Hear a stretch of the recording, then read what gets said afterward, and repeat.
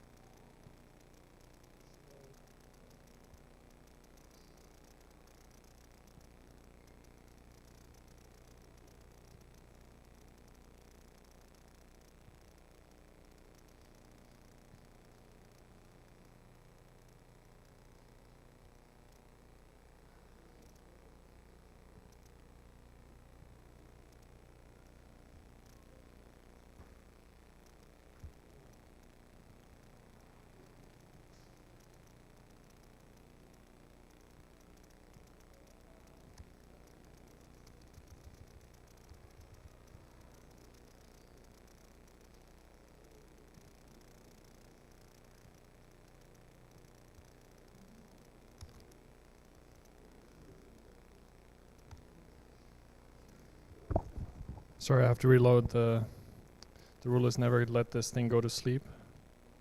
And I failed, so.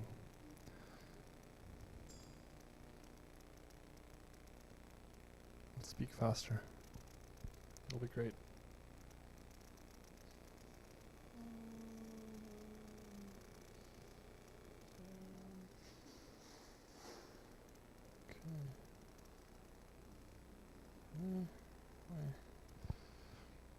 Okay. Great. Okay. Can you hear me? Is this working? Okay, cool. So I'll speak about practical machine learning, and I know that it was announced that for non-experts, so I'm totally, it's true though. It's for non-experts, and then later you'll hear about more in-depth stuff about mobile, which is important, and I'll talk about it too, so that's great.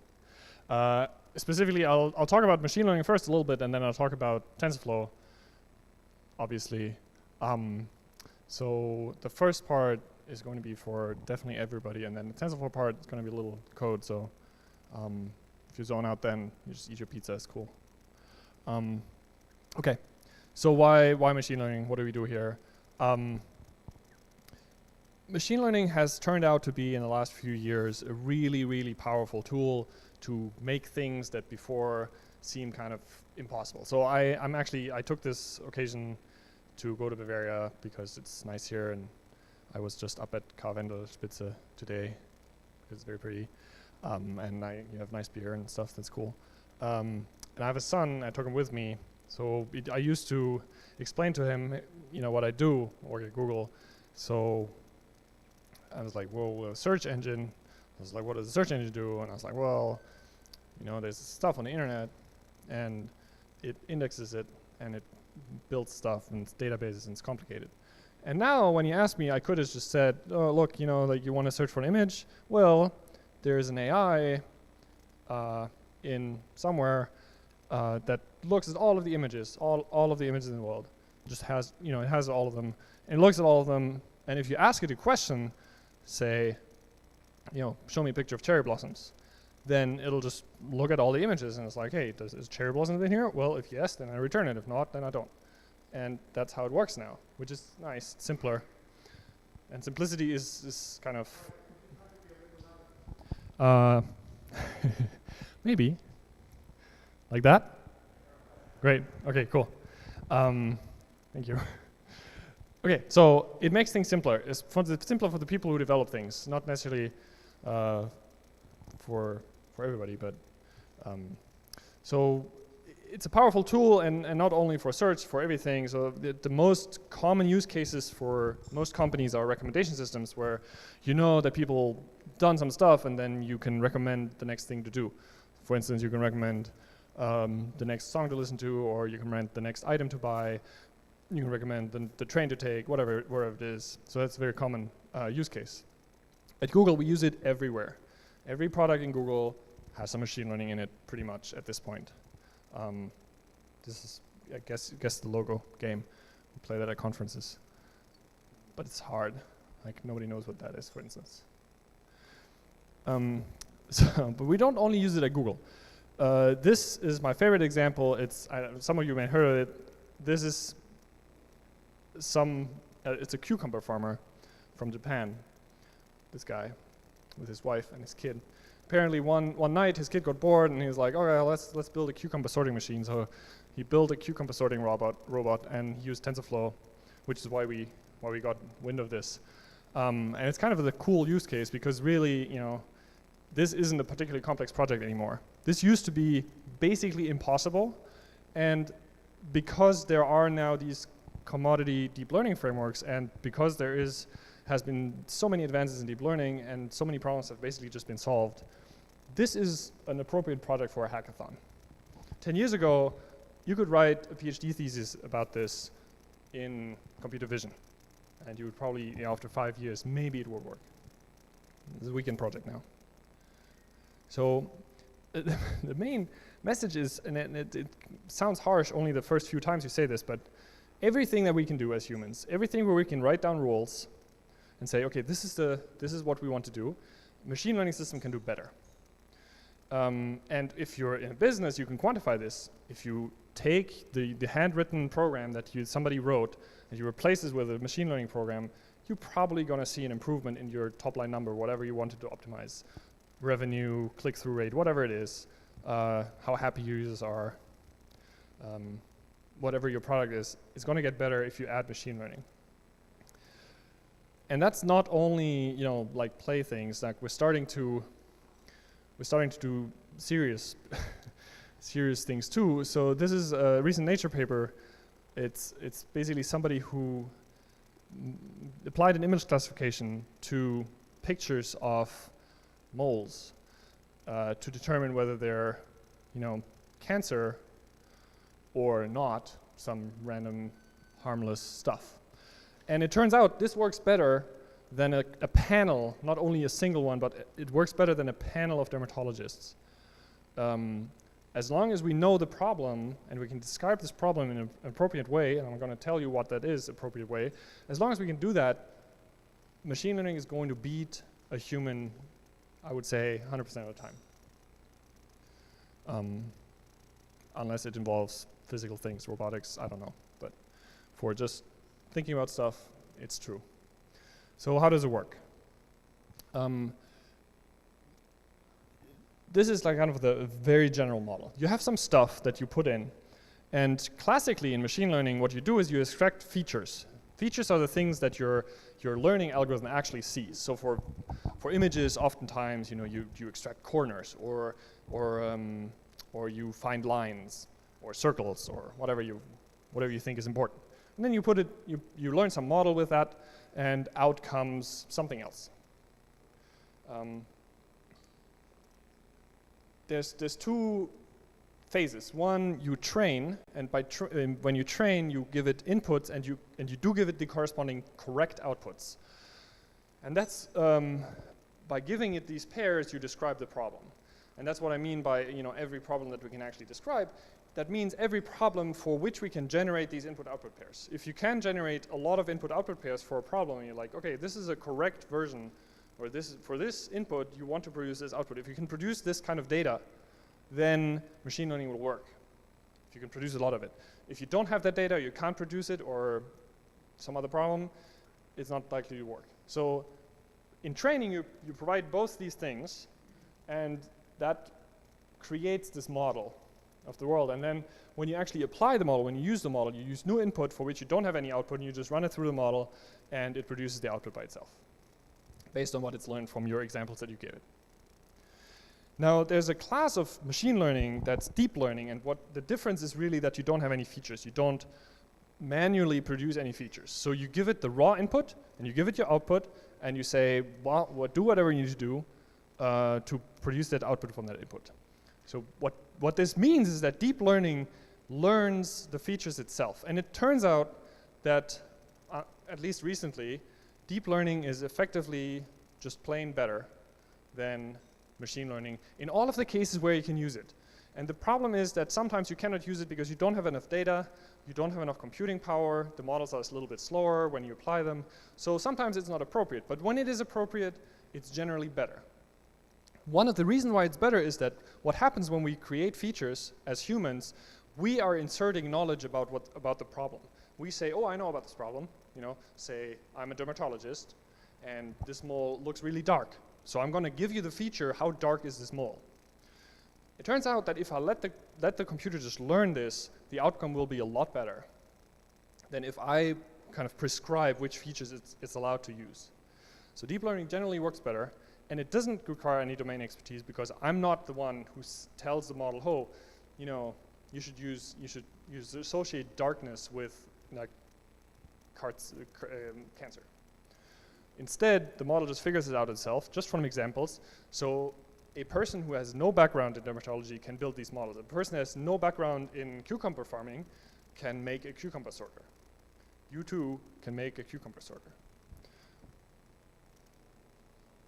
Another way to say this is that we replace a lot of what the human provides here with more computation and more data. Mostly more data, and from more data follows more computation. So instead of us thinking about a problem and figuring out what we need to do, and figuring out how to analyze the thing and maybe extract corners or in text, you know, count certain words and give the thing the information that terrible is a bad word and terrific is a good word. Instead, we let the computer figure that out by itself. And that requires a lot of data, it requires a lot of computation. And because that is the case, because the human isn't actually all that important in this loop, and, you know, you still have a programmer that builds the model, and you still have a data scientist, or whatever you call them, who, you know, analyze the data and you know, make sure that everything is clean and fits together. Most of the barriers are actually not on that side. They're not knowledge-based, they're not, you know, the people, they're not technical. Most of the barriers are, do I have the right data? Can I generate it? Am I allowed to use it? And that's usually the biggest one. Most of the time you don't have the data, or you're not allowed to collect it, or even if you collected it, you're not allowed to use it for the purpose, or even if you do use it for the purpose, you're not allowed to use the model that comes out of it for what you wanted to use it for. Or you could use it, but it would look really bad for you because suddenly your product seems magical and people are like, how do you know that I wanted this product? This is creepy, I don't trust you. This happens. And so the problems are, you know, yeah, that's the last point. You know, is your X actually enhanced by machine learning, or will people find that creepy and don't want that? Most of the barriers to applying machine learning in your products or in your work are not, oh, can I build this system? You can probably build this system. You may not be able to train it because you don't have the data, or you may not want to train it because it's actually going to make your product worse. So it's a fine line, and you need everybody involved in this process to make this work. So again, you know, neural networks themselves are really, really simple conceptually. And if you write them down in math, they're basically matrix multiplication and then the pointwise application of a simple function and then several layers of that. They're not hard. Like computationally, there's a lot to do, but they're not complex. But the systems become complex because of all kinds of different things. And in particular, if you think about a product like this, you have a lot going on. So this is Google Translate, fancy version on the phone. Basically, you can point it at a sign. It has some OCR software. It reads the sign. It gets the text, and it then translates that text into whatever language you told it to translate it to, and then it replaces the text in the picture, in the original picture, with the new text that it translated it to. It's kind of cool. So it has to run on mobile, it has some image processing, it has some translation module, it has all kinds of things that have to work together. It's complicated. The first kind of source of complexity for this is usually portability. So one of the things that you have to do when you produce a machine learning system, first you have to train it, and training usually happens in a data center. It often happens in somebody's like own little gaming computer box or whatever, like a deep learning box that you bought for a lot of money, and you can do it at home. But no matter where you do it, you basically have to make your code run on a GPU. You have to make your code run on a CPU. If you want to be fancy or fast, you probably want to run it on a TPU. So we just launched like special chips in Google Cloud that you can use. If it's a different cloud, you still want to make it run on a GPU and a CPU. So you know that there's portability requirements that you have. If you want to deploy this thing on mobile, you have to make it run on mobile. You have to make your code run on mobile probably on iOS and Android. Now, if you care about Internet of Things, if you care about embedded systems, controllers, whatever, robotics, you probably want to make it run on those systems as well, which usually adds another layer of complexity if you're starting from scratch. So you want to make it run on a Raspberry Pi or make it run on some ARM chip or whatever.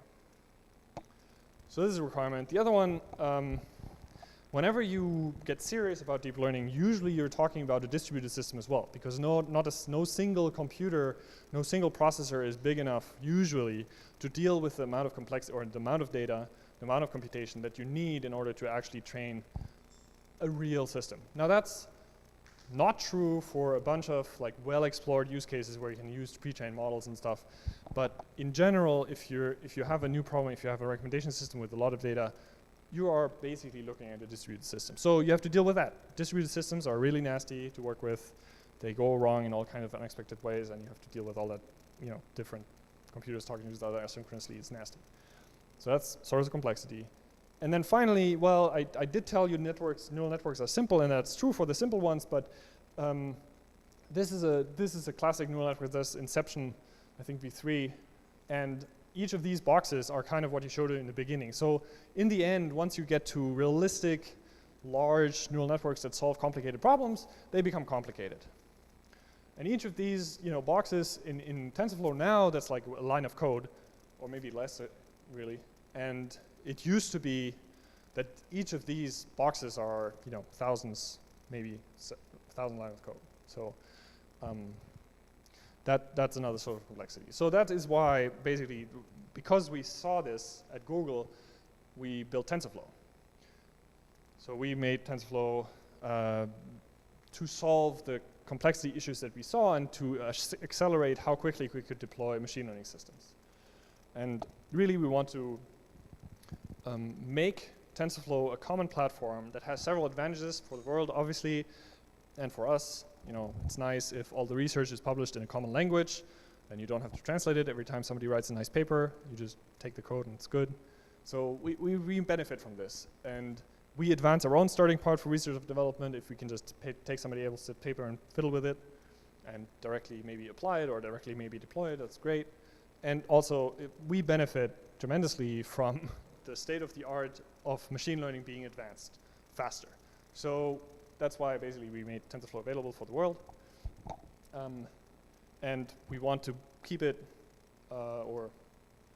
keep it to be the best solution in the world for use both in research and in applied, in deployment.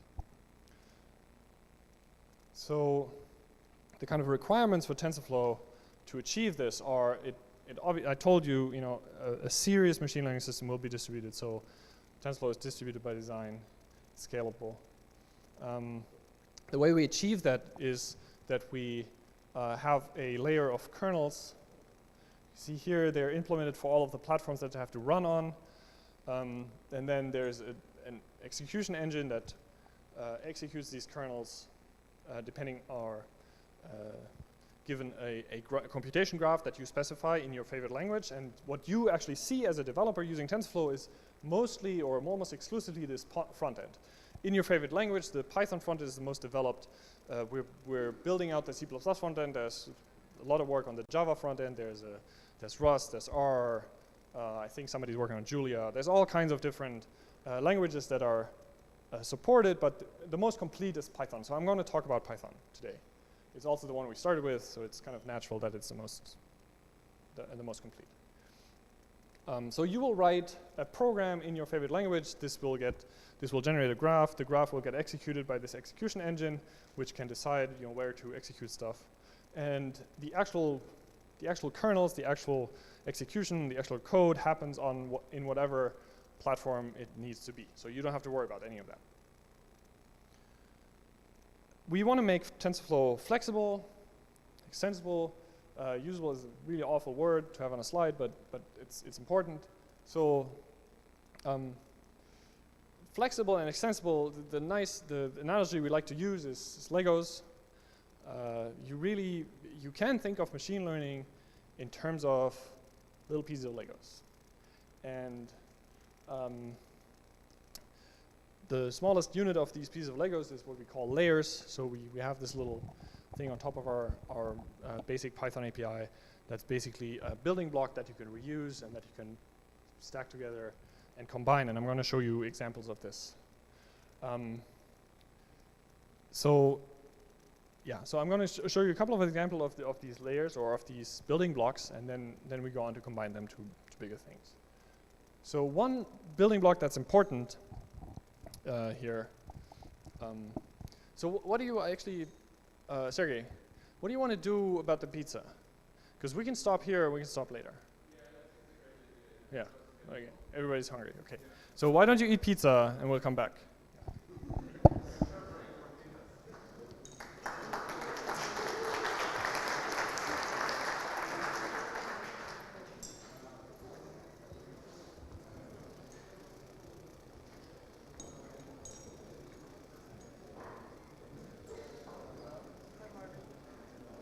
Nice to meet you.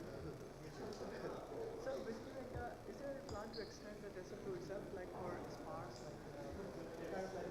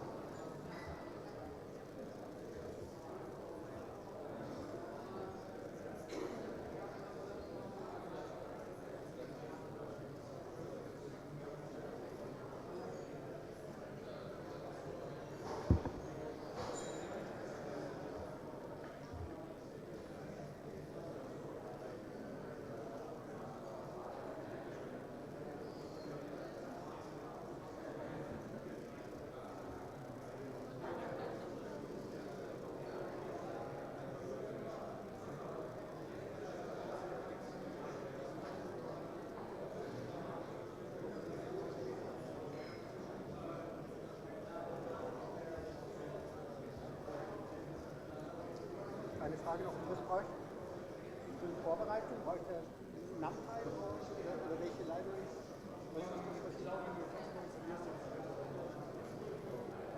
Aber vom Know-how brauche ich NumPy oder was? Ja, es hilft, wenn du NumPy kennst. Okay. Dadurch, dass das sieht ja ähnlich aus. Ja. Und wie Pandas oder? Ja, Pandas kannst du benutzen oder auch nicht. Ja. Oder auch nicht. Es hilft, wenn du dich eigentlich ein bisschen damit auskennst. Scikit-learn ist auch hilfreich. Ja gut.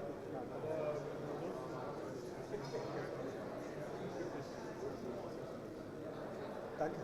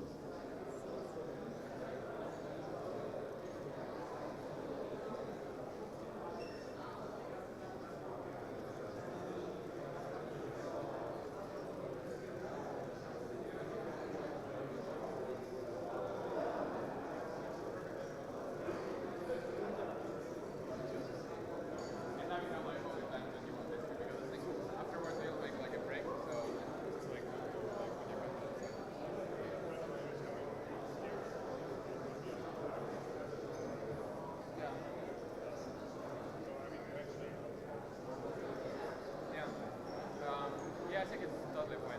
We can say that they better ask questions like once well done, because then you ask for questions. Yeah. Yeah. Okay. Perfect. Good.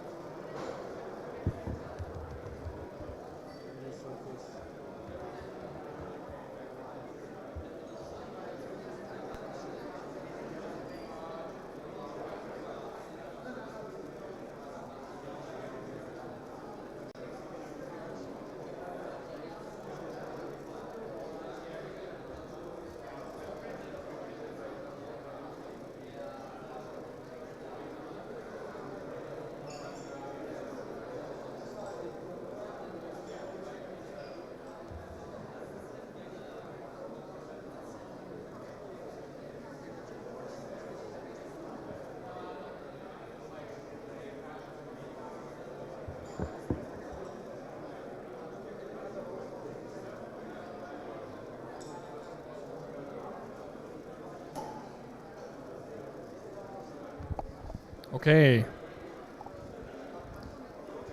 I will drag you away from your remaining pizza.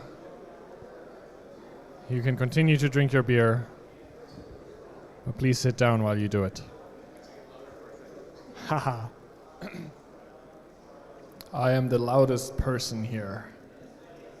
Please sit down. Ooh, not that loud. Thank you. I'll continue speaking about linear embeddings, which is very exciting.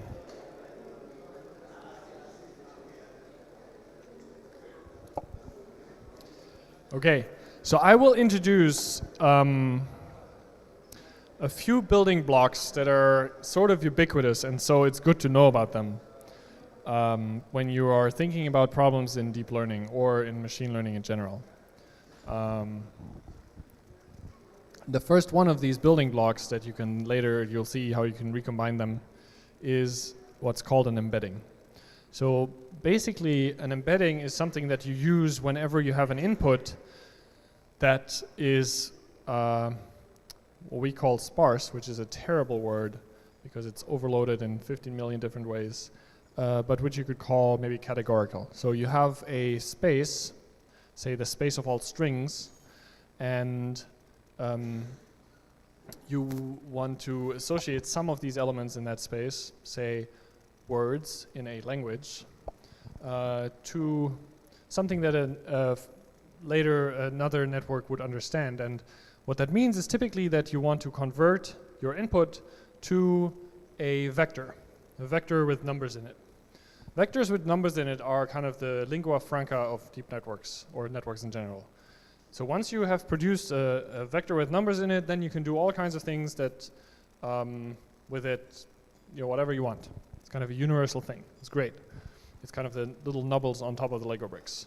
So an embedding is what you use often to produce such an embedding vector, was what we call it, or a vector, from a sparse input. It's an input that has very, very many different possibilities of the value it can, or the number of the strings you can write is really infinite, but you're only interested in some of them, namely the words in the language. And what you do is first you convert this input to an ID, which is a number, an integer, by applying a vocabulary transform or a hash transform. So you either basically look up the string that you have in a in a vocabulary file. Oh, pleasant. Sorry.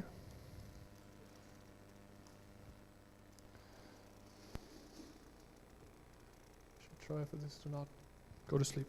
Sorry about that. You look up your string in a vocabulary file, and the index of that string in the file is your ID. Or you apply a hash function, and the result of the hash function modulo some number is your ID.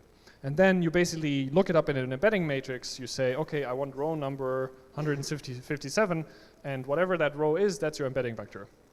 What happens when you do that is you can train these matrices, and when you train these embeddings, they have magical properties. And the one that I always, the one example that everybody always uses is if you train a good embedding for English, and you look at the vectors for certain words, they form an interesting metric space.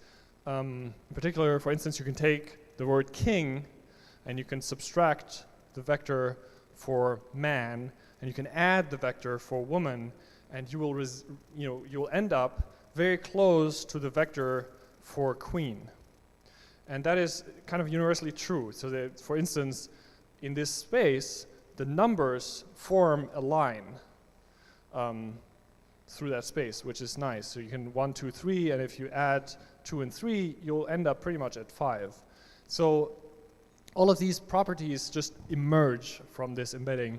And when you see it for the first time, you do it for the first time and you see it, and it's like, oh, this is some sort of dark magic, but it just happens, and then you get used to it, and it's okay. So basically what this embedding matrix does, if you train it, it finds a linear space, because it's just a matrix, in which any structure of the input is represented. Now, if the embedding is big enough, that'll be the case. Because you need so many weights to represent these many, many different words, this is often the biggest part of the model. In translation models, the embedding matrices are the biggest part of the model. So, depending on how you use them, that can be your bottleneck. The next Lego brick for you is the dense neural network. That's kind of the first and the simplest neural network. It takes dense inputs. Dense inputs, basically what comes out of the embedding, just vectors of numbers, vectors with real numbers. The dense neural network just connects all of the inputs to all of the outputs to all of the inputs. So each output of each layer is connected to all of the inputs of that layer. And then there's several layers. Depending on how many you want, the more, not necessarily the better, but often. The nice thing about this is that it can learn global connections. And you'll see what I mean.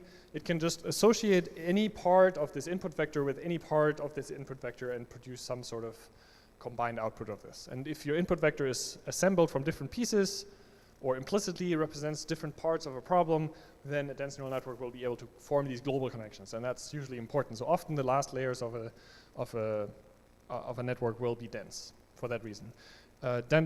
Because these are dense matrices that you create there, are many weights, they're hard to train, you need lots of training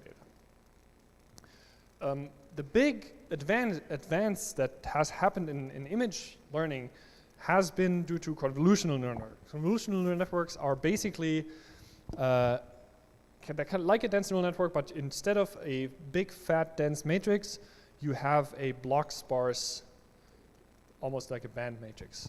For those not intimately familiar with matrices, so you have a convolution that you push, and I'm going to use the example of an image because that's really the only thing that applies to, or sorry, shouldn't have said that. That's what is mostly applied for right now. You take an image and you push a small little convolution kernel, which is a little matrix, over that image. And you just push that same matrix all over the image. And kind of implicitly what that means is that this only works if your input, an image in this case, is kind of translation invariant. If you want to learn different things for different parts of the image, this is not going to work for you. For images, fortunately, they are in translation invariant. You know, if you want to learn something about that image, if you learn it in the lower left corner or the upper right corner, it's probably going to be the same kind of thing. So having the same kernel represented at both places kind of makes sense. So that's why for images, convolutional neural networks are kind of what you typically use. Each pixel for that image, because you shift the same kernel over the image, each pixel of the image and the corresponding output pixel is sort of a separate training example for the weights in that kernel, which is great because you need many, many fewer examples to train a convolutional layer than you need to train a dense layer, which is kind of the reason why convolutional neural networks and image classification works at all these days. Because you need so many examples that this is really a relief. Kind of in return, what you can do is you can form these really high-dimensional embedding spaces. It's not going to be something that you need to worry about until you get there, but you end up having long activation vectors, and that can be your bottleneck in the end. And the final one is the recurrent neural network, or mostly these days that's LSTMs. So if you see LSTM, RNN, you can probably kind of use them interchangeably. These are networks with a memory, and that makes them good for dealing with sequences of data. So anything that you can put in a sequence, and the classic example obviously is language. So you have languages, and languages made out of words that are arranged in a sequence. What an LSTM can do is it can look at one word and then the next word and then the next word and then the next word, and after a sentence it still remembers the sentence. And it remembers the sentence is what we call the state. If you apply it to language in particular, this is often called, and I love this term, it's often called the thought vector. It's what the network thinks about what it has currently heard. And then you add another word and it changes its thought vector to represent what it currently thinks the state of what you have said it is currently. So it can use the past, everything it has heard until now as context. So you can tell it, it's hard to come up with an example if you haven't done it for a while. But the important bit here is that the order of things matter, and so these LSTMs or these recurrent neural networks are really good at translating sequences into something meaningful. If you have a sequence of measurements of temperature, it could probably predict the next value very easily. It can predict the next character that you would type if you're typing a sensible language. All language models are based on LSTMs at this point, currently, almost all. The spell checker on your phone probably has an LSTM in it, maybe not. And if it does, you're lucky. If it doesn't, yeah. Okay, so in order to show you this as an example, what we're going to do is we're going to solve a little toy problem. What makes it a toy problem? I made it up, or I didn't make it up. François made it up. Somebody made it up. And we haven't actually done this. Like, I don't think, we haven't actually trained this. So it may or may not work with the exact architecture that I'm going to present to you, but given our experience, it probably would work. So let's just trust it. It's going to work totally. If you're looking for a little hackathon problem, this is a good one. So the problem is, I have videos. By the way, the reason why we didn't train this is because we don't have the data. So if you get to the data, you can probably train this, no problem. So we have videos, and then we have a number, for each video we have a number of questions with answers. So in this case, for instance, the input for the network would be the video of Magnus here packing boxes in his car, and then a number of questions relating to this video. One is, what is the man doing? And the answer to that question would be packing. That's what we tell the network, so you can't argue with that, that's just the truth. And then what color is his shirt? And his shirt is blue. Now if we tell the network something different, it will learn something different, but that's just what we do.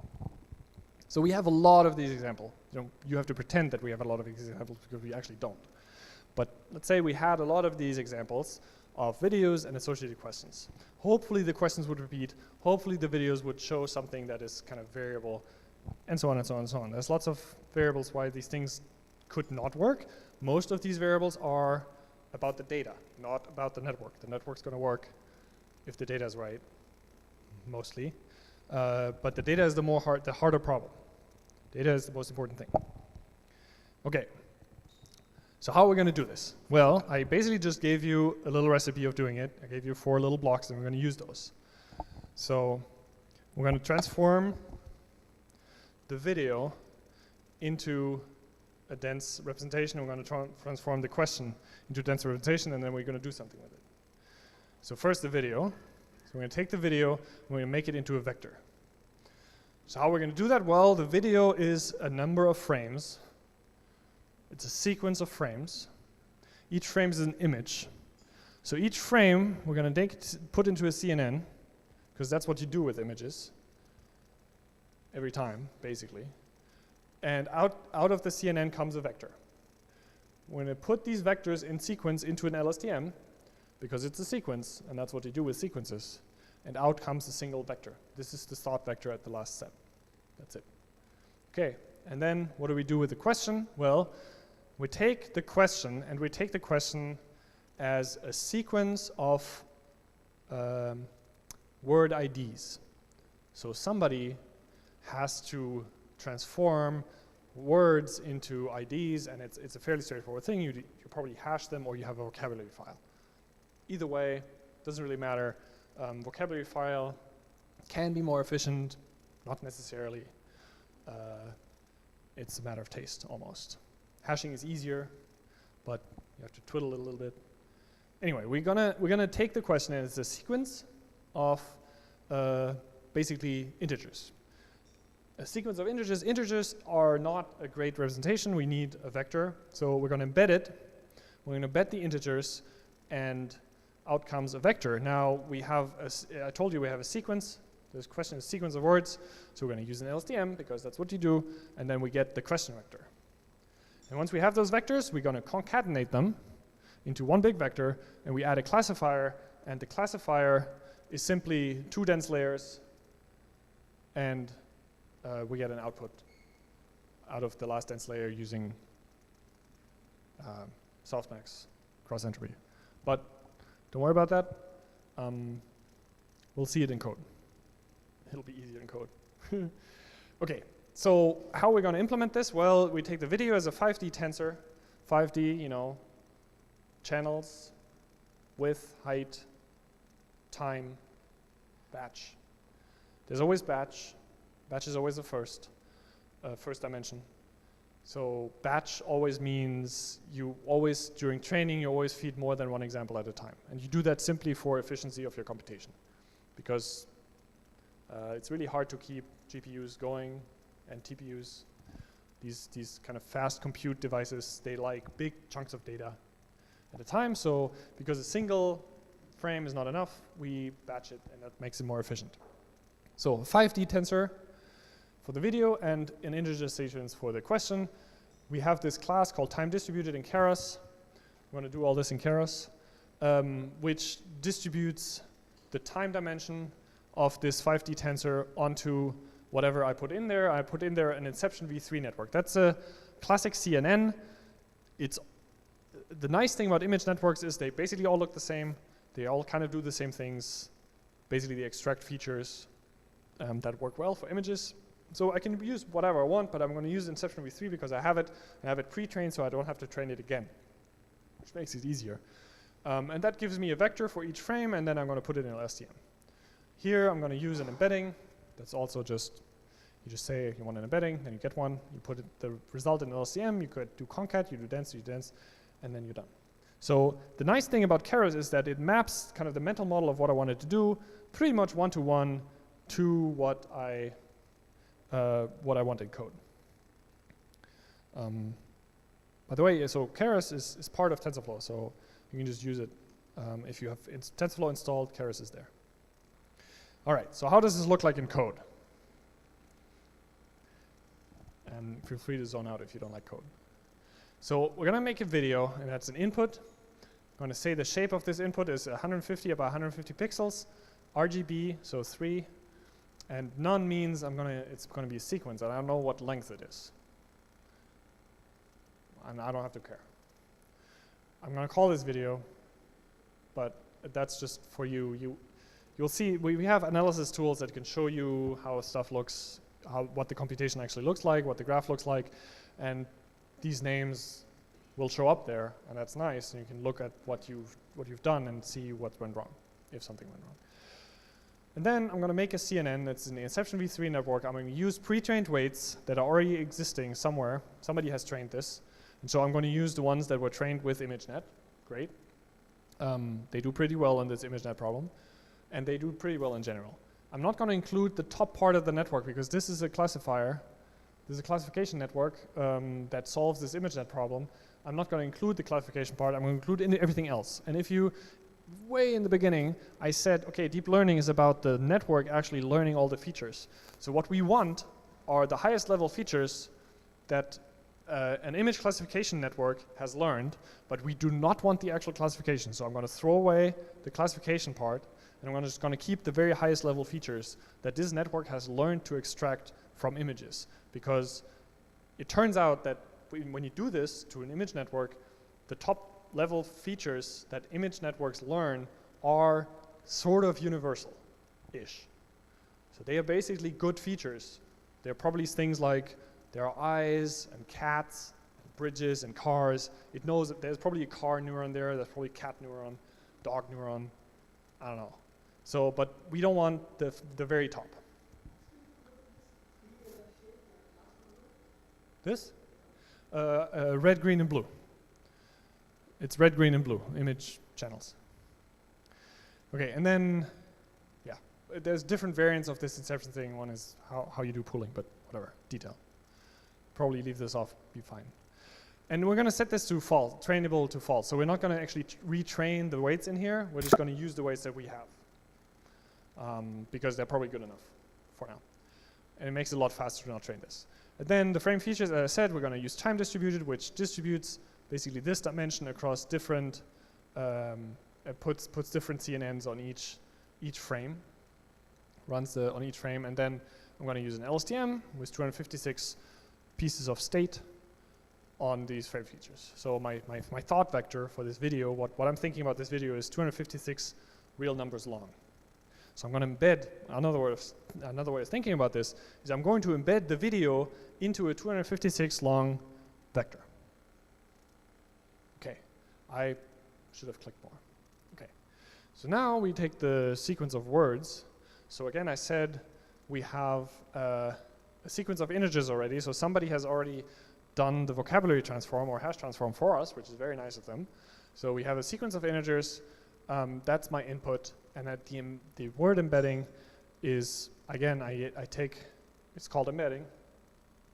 I have the input vocabulary size, which is the length of my the number of rows in my matrix. And again, I want 256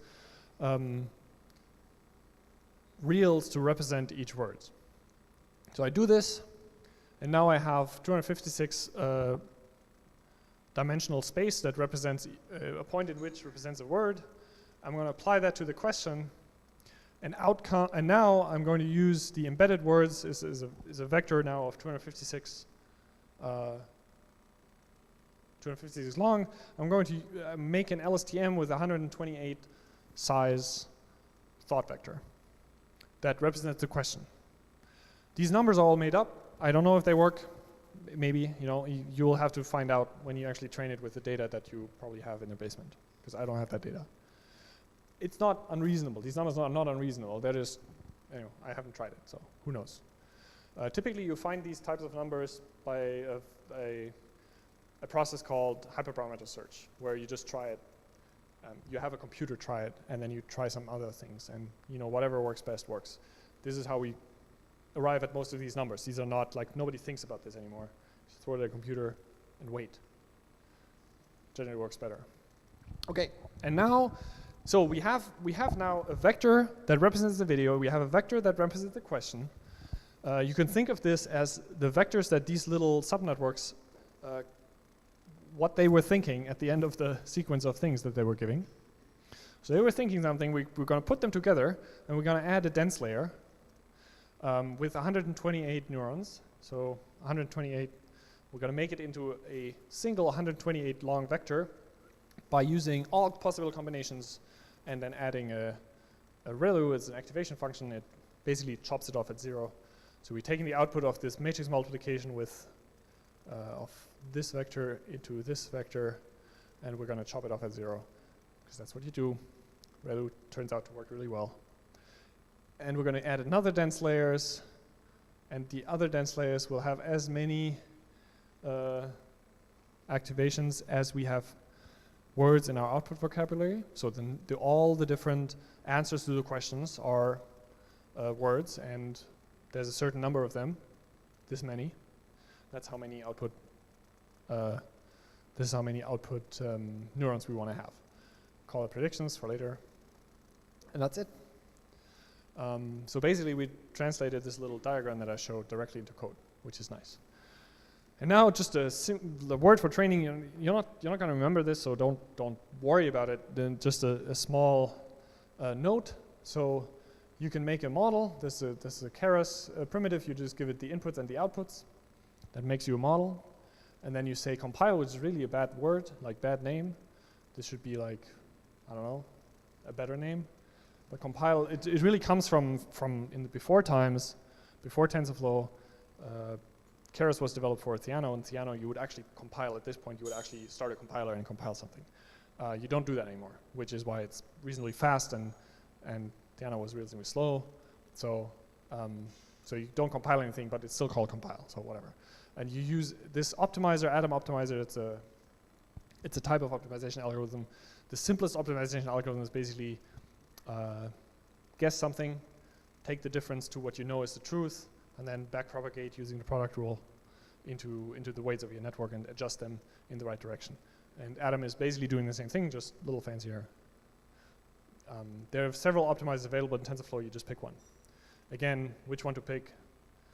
There's some rules, but you can also just try them out. And then the loss is basically a function that transforms the final output of your network into a single number that says, was it right, or like how right am I, or how wrong. So the loss is a number that you want to minimize. The Atom optimizer is the optimization algorithm that minimizes it. If whenever you have a classification problem, and this is a classification problem, softmax cross entropy, with or without logit, is a good guess, because it's the kind of loss that you would use for a classification. This is a classification. It classifies your video plus your question into an answer word. Okay, so these are the Legos, and we have a number of things that go on top of this.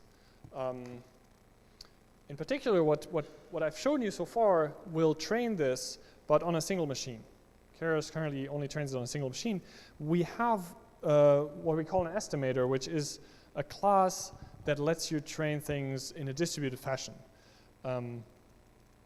It's configured using what we call the model function. It's basically a Python function that takes inputs and produces outputs, and it produces a couple of different outputs, the meaning of which I'm not going to go into detail too much, but it produces an output that says, do this whenever I want to optimize for one step. It produces an output that says, do this if I want to evaluate this model, and it produces an output that says, what did you think about your input? Basically the predictions for an input, the training op, and the evaluation operation, and some metadata that helps you deploy it. Anyway, that's a model function. You'll write this model function, and the model function contains pretty much the code that I showed you earlier. Not necessarily exactly the code that I showed you earlier, but pretty much that code goes into the model function. The model function had a bunch of input declarations, and you will also have to provide an input function that actually provides input for those. And these input functions, they read data, put them in batches, and return them as tensors. The estimator does all the TensorFlow stuff, all the things that are hardcore TensorFlow that I haven't told you anything about, because hopefully you don't necessarily need to know. So it has it has what is called a session. It maintains the session. It produces the graphs to run in that session, and it has a bunch of loops. So the training is a big loop that runs the optimizer over and over and over again. Evaluation is a loop that runs the same thing for evaluation. So all of this stuff happens kind of without you having to really know about it, although obviously it helps. So what they do for you is they set up this distributed training graph in an appropriate way so you can run this on many machines without having to know in advance. They coordinate training and evaluation. So if you run one, let's say you have a distributed system now, you have 20 machines, you run 19 machines run training, and one machine runs evaluation just over and over again, which is it's a typical setup. That's what we do as well. So they coordinate that, and they make sure that it works properly, and they save all that state to disk so it doesn't disappear.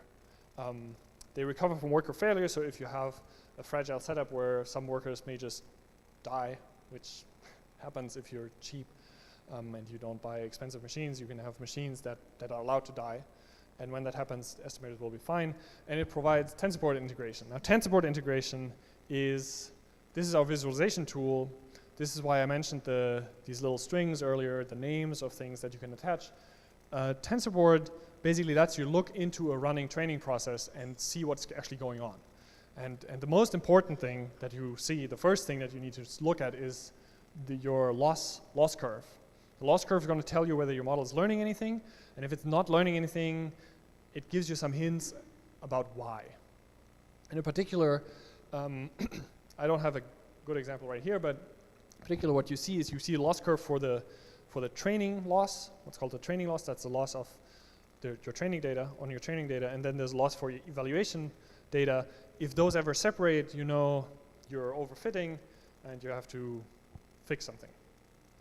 Probably regularize more or something else. But this is kind of details that through experience you gain. Okay, so I've kind of talked a lot about this flexibility and extensibility usability point. It's kind of all part of that. You know, you can easily move your thoughts into something that you can actually write down in code. We also have a bunch of ML algorithms that are just ready to go. So you can tell TensorFlow, you can say, TensorFlow, give me an SVM, and it'll just have one. And you can say, give me a random forest implementation, and it'll have one. I think we're working on matrix factorization as well. There's SVMs, there's k-means, there's various tree models, and they're all already there. So there's also a simple deep neural network. There's a combination of a linear model and a deep neural network. There's plain linear models with various embeddings and crosses and all that stuff.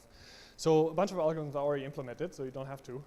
And those we call canned estimators. They're basically models in a box that you can just use. They're not necessarily trained, some of them are, but you can just easily adapt your input data to one of these canned estimators, and then they're ready to go. They're great for comparison. So yeah, here's a list. So we have GMMs, walls, support vector machines, SDCA, which is a fancy linear model for large data. All kinds of different things that you can use. So that's great to establish a baseline. So typically what I recommend is you establish a baseline and then you train something fancier, hopefully improving your result. Yes? XGBoost is not part of this. XGBoost is a separate thing. XGBoost is gradient boosted trees, as far as I know. And I can say the following: there will be an implementation of that at some point. I don't think there is one public now. I don't know if there is one actually. It's surprising.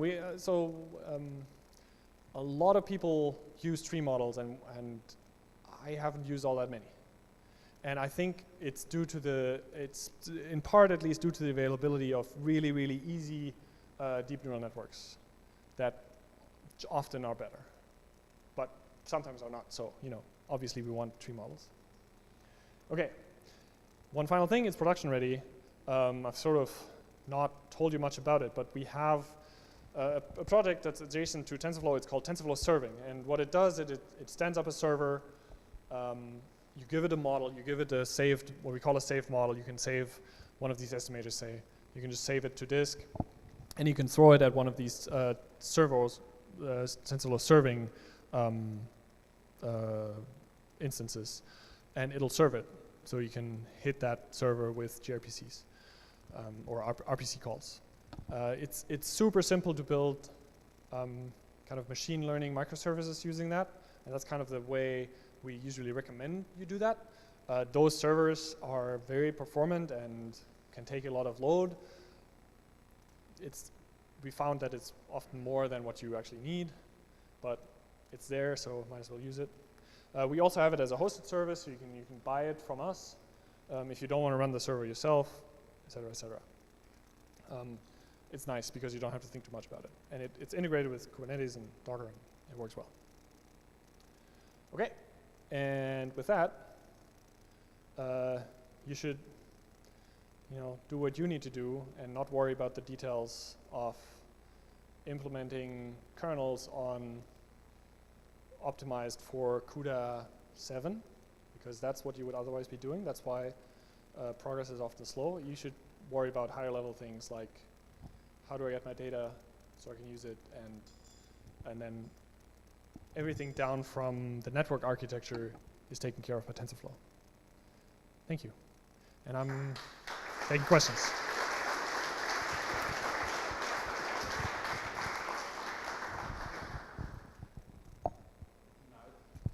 Boom, boom. Yes, now it's time for questions. So anybody of you has a questions? And just it's kind of additional thing, like when I was at Google I/O this year, I brought some stickers. So there are like very few of them, but maybe for next meetups we're gonna have more. So you ask a question, you get usable information, and you might also get stickers. Who is the first one? I think he was first one. You want to have TensorFlow sticker or? Okay, it's like, okay, take it. Yeah, thanks. Hey, thanks for the talk. So one question about LSTMs. I know when you use them for text, you usually have forward and backward LSTM to get the forward context. So from the first word to the last and then backwards. And I know Keras does it automatically, as far as I know. Does it make sense to do the same thing for video sequences? Does it also have forward and backwards LSTMs, or is it just one of them? I wouldn't say they're that ubiquitous. Oh, sorry. Yeah. So I would not say that they're that ubiquitous. You can do that. Mm. You don't have to. They sometimes help. Okay. But reality, all sequences are more or less the same.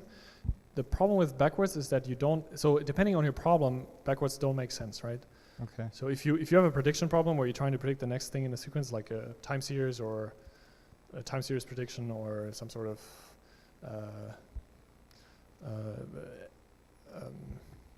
anomaly detection, you can't do that. Right? Okay. So you can't do bidirectional LSTM. You can obviously do bidirectional LSTM, and that's fine. I would treat video. So if it makes sense for text, it makes sense for videos. But I wouldn't want to claim that you generally do that. Okay. Thanks. One more question. So you're talking about TensorFlow being distributed. So if I deploy it on Hadoop cluster, what else do I need? Do I need like Luigi or Airflow to write like jobs for it, or does it also takes care of it already? I have damn it. So we have scripts for Kubernetes and for Mesos, and they're in a repository called github.com/tensorflow/ecosystem. Okay. You should check that out, and there are scripts that basically get you up right now. Cool. Thanks. No worries. Thanks. Okay, the next one was somewhere there. Maybe it's also helpful if you say your name and maybe what company is associated better for community. My name is Dennis. I work at Solonis, the company which does process mining. And that's relevant for my question because what I wanted to ask about is that what you actually use for, like in your job, do you use Keras or do you use TensorFlow library directly? I write TensorFlow, so I can't use anything. No, but I mean, like when you want just to check out something quickly. So if I were you, depending on where you are in your life, you know, in your journey with machine learning, Keras is a really good way to get started, and it will carry you very far. It has a good community. It's a good API. You will probably find that, especially for managing inputs and managing distributed training, you will have to resort to just TensorFlow.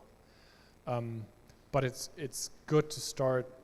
So if you're already comfortable with doing that, then you might as well go directly to TensorFlow. But you will probably find that even if when you do that, it's going to be useful for you to start with a Keras program simply because you get started quickly. And you can Keras is a very thin, and we're trying to make it as thin as possible and integrate as much as possible in just TensorFlow proper. It's a very skinny wrapper around some of the TensorFlow concepts. So for instance, the optimizers are the same. The Keras optimizers and the TensorFlow optimizers are the same. The Keras layers and the TensorFlow layers are the same. So it's not that much of a difference. So starting with the Keras primitives is perfectly fine. If you feel like you need one that's not actually in Keras, in tf.keras or whatever, so be it, whatever. It doesn't matter. They're all compatible and it doesn't matter.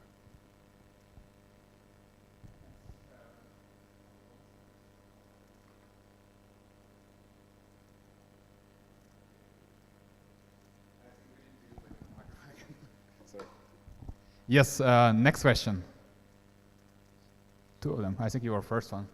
By the way, we also, like Google, like every I/O, they have this experiment section, right? And there's like AI experiments and like all kind of stickers about that, so you can decide. But first a question. Name and company. Yes. Here's Ying from the LMU. I'm just asking, are you planning to do some much more canned estimators, such as extension of LSTM, like attention networks or things like that?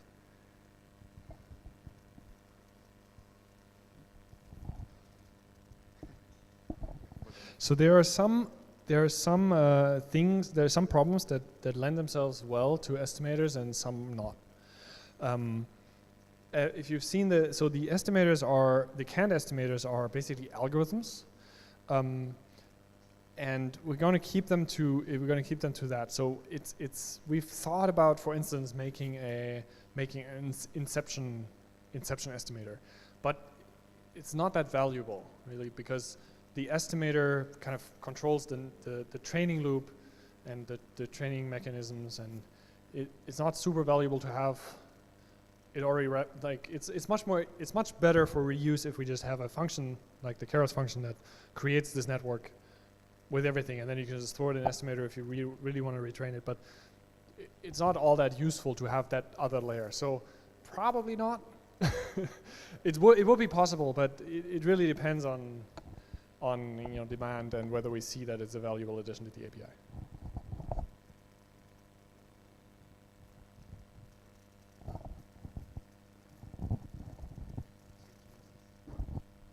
So yeah, thanks again. Hi, this is Diego from Infineon. Wanted to ask, what is the unique selling point from TensorFlow in comparison to, like, for example, Spark or H2O? What's your opinion about that? Yeah, so without commenting on the very specific details of like Spark versus H2O versus just Hadoop, so TensorFlow comes from deep learning. So we have a lot of primitives and a lot of kind of optimization and implementations of things that are relevant for deep learning type things. So there are wonderful machine learning libraries for Spark, say MLlib, that have great implementations of some things. We have, if we're ever in doubt, we have strive to integrate TensorFlow into these things. So there are great integrations of, and in fact, Databricks, the company that makes MLlib, they have done wonderful work on integrating TensorFlow workers into a Spark workflow, and it works great. So if you're ever in doubt, they're not exclusive. You don't have to like give up all of your Spark work in order to use TensorFlow. Usually what happens, maybe you have some data preprocessing, you have some data cleaning that maybe it's just Hadoop, maybe it's Spark. And then you have Spark data and you want to use some deep learning algorithms here, why don't you just throw a TensorFlow worker at it? That's usually how things in reality go, because you're not going to throw away all your work that you did in the framework that you were used to working with. The most complicated part often is data, and if you have all that done, you're not going to throw that away. So I'm reluctant to even say like, oh yeah, when you have this type of problem, switch to TensorFlow. You're not going to switch to TensorFlow. You're going to add TensorFlow to your existing workflows, and that should be as easy as possible. And hopefully it is. It's not. It should be fine.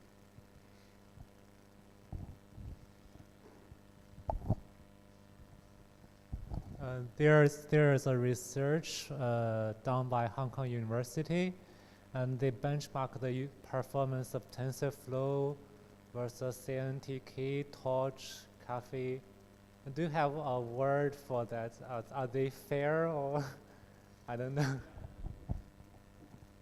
So we've actually worked with them, or that meaning that we've sent them patches.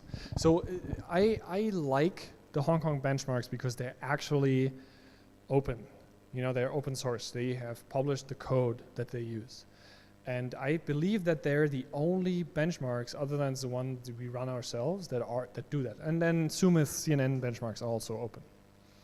And so to their credit, you can look at the code and it's fine. And we're working with them to make them use what we know is the fastest thing. So we've published benchmarks and on our site. So in generally, I don't like to comment on, I don't like to make comparison. We have published numbers. You can look at the numbers and make the comparison if you want. There's a lot of, TensorFlow is very flexible. It's very easy to write something that's slow, and many people do. And then they're very disappointed. And to some extent, I'm not saying that's entirely their fault. Like, we make it easy to write something slow, that's a bad thing, right? But to some extent, you can't. That's the price that comes with flexibility. Like, you can do everything you want. You can also write something slow. That's often what happens. And you can still use Keras that is part of TensorFlow, and after just switch backend basically. So like up to you, whatever you do there, just for experiments. Yes. Hi, I'm Adrian, a TU Munich student. What are your current hot topics you're working on, and what's in the pipeline for the future? NDA stuff. So, so we're working on flexibility, usability, and okay, so for real. So we're doing a lot of work to integrate Keras tightly. We're doing a lot of work on higher level APIs that you can use out of the box. And we're doing a lot of work currently on performance in order to make sure that exactly that problem where it's very easy for people to write poorly performing code, we want to fix that. So a lot of the work that we're doing right now is about making sure that all of our kind of performance best practices make it all the way up throughout all of the higher level APIs that we've done. So that's kind of a focus of our work at this moment. In terms of forward looking, it's 1.3 is out, I think, or RC, 1.3 RC is out. we'll eventually have TensorFlow 2. It's going to be entirely different, everything new, and we've started work on that. So that's going to be exciting, but I can't really talk about it because it's so new. Like, I don't even know.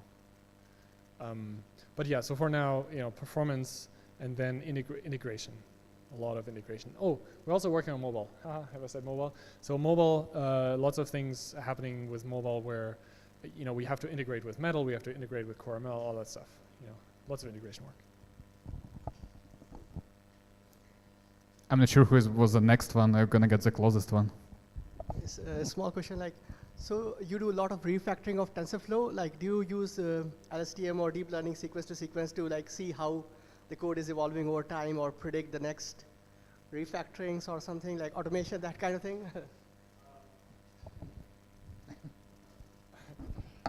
Yeah, in fact, I once had a startup that did sort of that. Yeah, no, that's a thing that happens.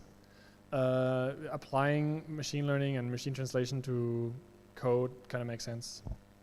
I don't know that any part of TensorFlow is written by a machine yet, but we're working on that.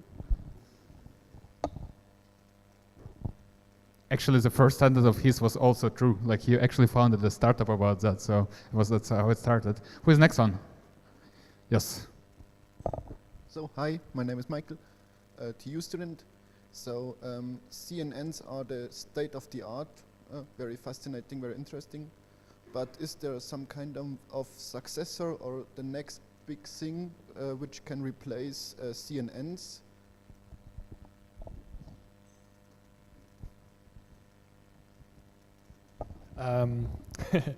No. I mean, yes. Okay, so I don't know. Like that's the beauty of deep learning in particular. Like 6 months ago, we were like, oh, LSTMs, lots of LSTMs everywhere. Now it turns out that time CNNs may be just better. Maybe, who knows? We don't know yet. CNNs are great. Maybe we need much smaller CNNs and attention models. It's really not. We don't know. We don't know. The future is a dark road in front of us. I don't know. And we really don't. Right now, it's great. We use whatever is good right now, and that's the reason why TensorFlow is. It's important to be super flexible. Like, something may come around the corner tomorrow, and if we encode too deeply specific architectures, we're just going to be obsolete. So TensorFlow is flexible, so you can do whatever you want, do whatever you need. That's the point. So hopefully we can keep up with developments in research. Last couple of questions. Did you, or? Thanks. Philip, my name, I work for a company Splunk, and I have a more conceptual question. When you talk about sequencing, taking a sequence of images, which encapsulates time, so you had this packing example, which has a duration in time. Imagine you have the situation that the packing is moving just very, very slowly. Maybe you don't get, let's say, in that piece of sequence of images you're looking at, the type of action that you actually want to classify. And it could be the outcome that it just tells you the people holds a package, or the person holds a package, and it's not packaging, so not the process. How would you deal with this kind of situation, kind of time warping stuff? Or? So an LSTM has the ability to learn the difference between somebody slowly packing a car or somebody just holding a box.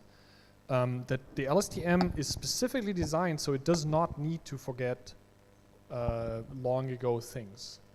That's the thing that's specific to the regular RNNs they'll fall off and not actually remember that. LSTMs don't do that. That's the only reason for their existence.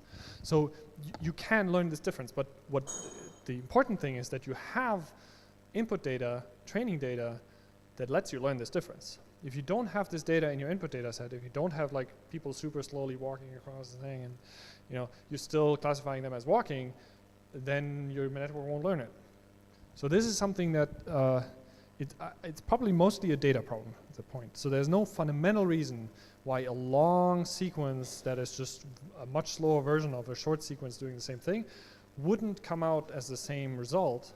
And in fact, one of the things you can do if time dilation is a problem in your use case, you can artificially make, you just double every frame or triple every frame.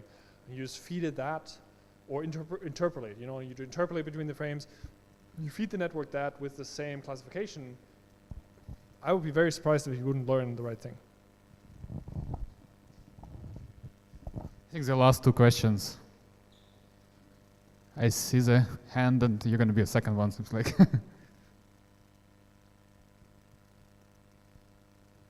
Thanks. Hi, I'm Alexander. I'm self-employed, and I started recently with machine learning. And forgive me, please, if this is a very stupid question, but like I said, I'm a newbie.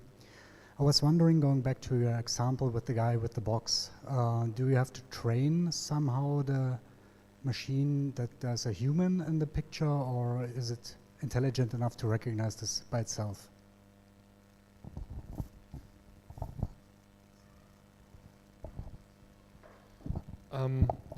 So a deep learning system doesn't require you to add or to kind of put in any knowledge about features that you think are relevant. So no, the answer is no. You shouldn't even tell it that there's a human in there. It'll just confuse it. So you just give it the video and it'll just output the thing. The key to that is that it has seen enough data that it understands that even when you ask for, you know, what is the man doing, that it should associate it with the human that's in the video. And it will have formed an internal representation, if it's trained properly, it will have formed an internal representation which includes the concept of a human. Now, it's not going to be easy to get that concept out, but you could ask, for instance, is there a human in the picture? And it will probably answer yes. It will have formed an internal representation that includes the concept of a human. It knows what a human is in its little world, you know, in the world that allows it to answer the questions. This would be, you know, if you train this would be a fairly powerful system. Like I think you would be surprised what you could ask this thing and still get a reasonable answer. And you know, people 20 years ago would have found it really, really creepy. I would probably thought the thing was alive. And we would not think that anymore. We're just like, yeah, whatever, you know, embedding. But you know, it will have formed concepts about the world, its world. One of them is a human. Now it works. A second one for a last question. I think he was before you, and you already had one. Hi, Mr. Dimitri. So you talked about performance being a focus recently. So how do you, in your team, and how do people profile or tune optimize the performance? Is it using a timeline, or it's some kind of profiling the binaries? So there's a project that makes it relatively easy. It's Contrib. I think we just renamed it as Contrib Profiler. It's a profiler. So it'll just give you I think it'll give you a timeline and some information about which parts of your code take how long. So or which parts of your code generate graph pieces that take how long, because there's one level of indirection. It's both. So if you run it in inference mode, it'll give you data about the inference. If you run it in training mode with the profiler, it'll give you inference information about the training. Wow, that was a great talk and like a great Q&A session. So thank you again for a huge talk. Thank you.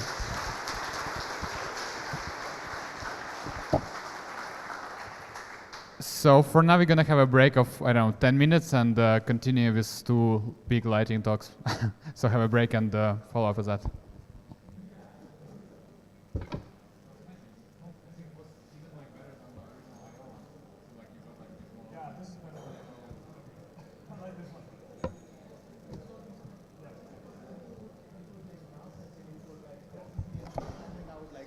We just